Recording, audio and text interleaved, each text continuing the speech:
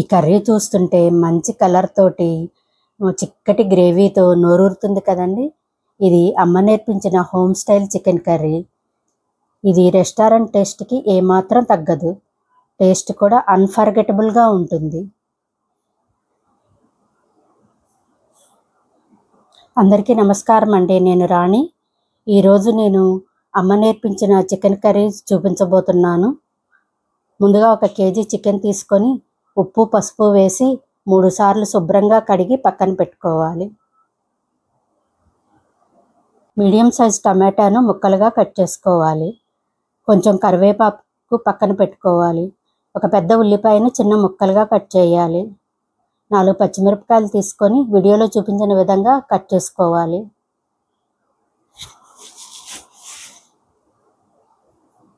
తర్వాత mixie jar తీసుకొని కొబ్బరి చిప్పలో సగం కొబ్బరి తీసుకొని సన్న ముక్కలుగా కట్ చేసి మిక్సీ జార్లో వేసుకోవాలి. తర్వాత 8 లవంగాయలు వేసుకోవాలి. ఒక దాల్చిన చెక్క ముక్కను వేసుకోవాలి.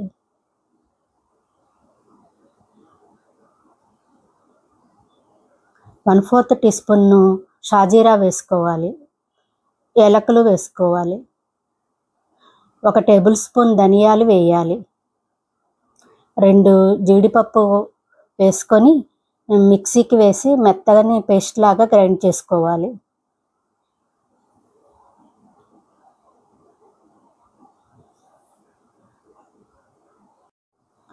స్టవ్ పై గిన్నె పెట్టి 4 టేబుల్ స్పూన్ల ఆయిల్ వేయాలి.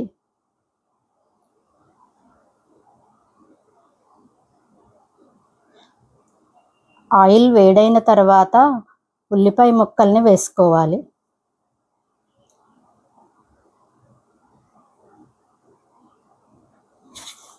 తర్వాత కరివేపాకు పచ్చిమిర్చి ముక్కలు వేసుకోవాలి.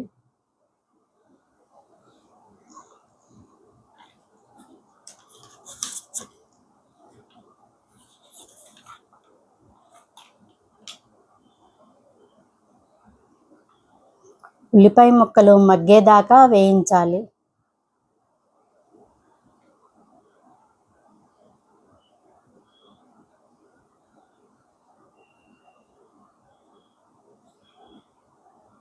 ఇప్పుడు ఉల్లిపాయ ముక్కలు మగ్గాయి. టమాటా ముక్కలు వేసుకోవాలి.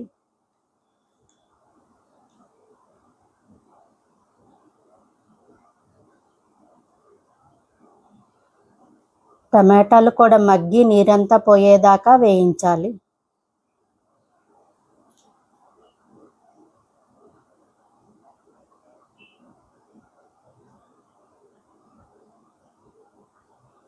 తర్వాత గ్రైండ్ చేసుకున్న మసాలా ముద్దను వేయాలి.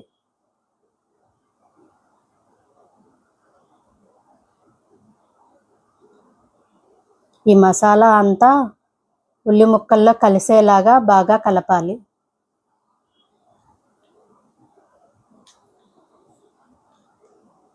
మసాలాను మాడకుండా బాగా వేగేదాకా కలపాలి. మసాలా మాడితే కూర టేస్ట్ పాడవుతుంది. కూర కలర్ చేంజ్ వస్తుంది. కనుక మసాలా మాడకుండా వేపాలి.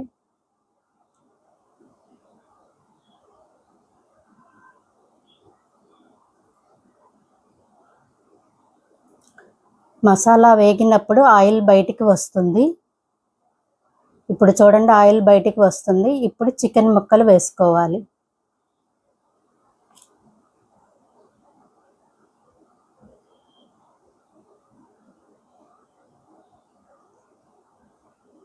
చికెన్ ముక్కలకి మసాలా అంతా పట్టేలాగా కలపాలి.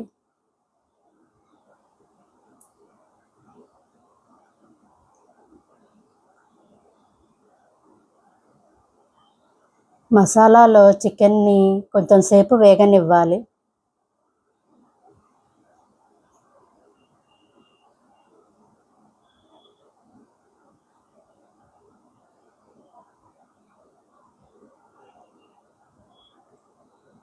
వన్ 1/4 టీ స్పూన్ పసుపు, 3 టీ స్పూన్ల ఉప్పు వేయాలి.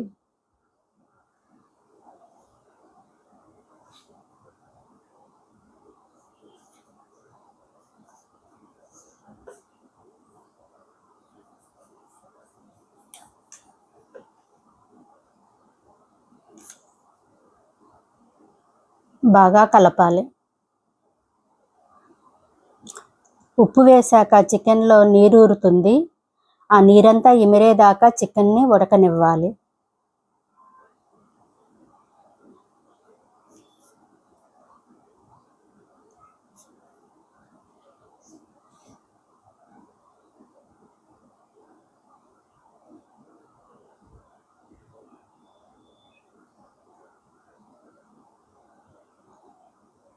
చికెన్లో ఇప్పుడు నీరంతా ఎమిరింది.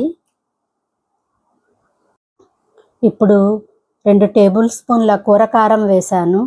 కూర కారం లేని వాళ్ళు 1 టేబుల్ స్పూన్ కారము, 1 టేబుల్ స్పూన్ ధనియాలు జీలకర్ర కలిపి చేసిన పొడి వేసుకోవాలి.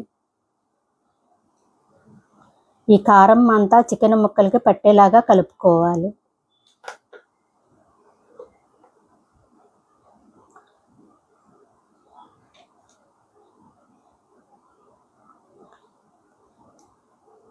ఇప్పుడు 2 గ్లాసుల నీళ్లు పోసుకోవాలి.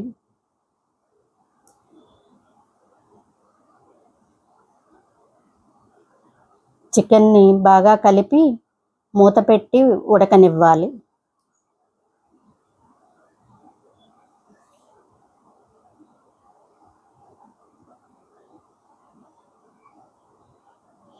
మధ్యలో 1-2 సార్లు అంతా బాగా కలపాలి.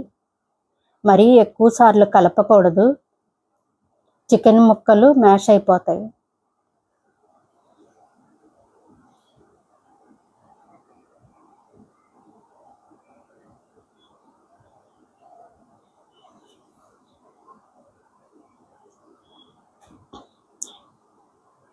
చికెన్ గ్రేవీ ఈ కన్సిస్టెన్సీలోకి రావడానికి 25 మినిట్స్ పట్టింది. ఇప్పుడు చికెన్ ముక్క ఉడికిందేమో చూద్దాము.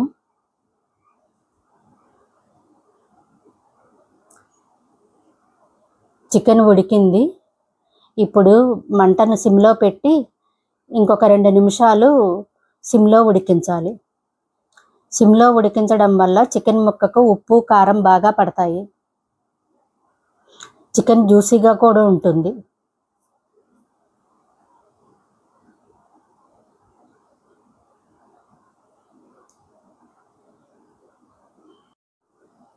గ్రేవీ ఈ కన్సిస్టెన్సీలో ఉన్నప్పుడు స్టవ్ ఆపేసి కొత్తిమీర చల్లుకోవాలి. ఈ రెసిపీని మీరు ఇంట్లో ట్రై చేయండి. మీకు ఎలా వచ్చిందో కామెంట్లో తెలియజేయండి. తెలుగు ఫుడ్ వరల్డ్ ఛానల్ని సబ్స్క్రైబ్ చేయని వాళ్ళు సబ్స్క్రైబ్ చేయండి. మీ వాల్యుబుల్ ఫీడ్బ్యాక్ని తప్పకుండా ఇవ్వండి. Thanks for watching.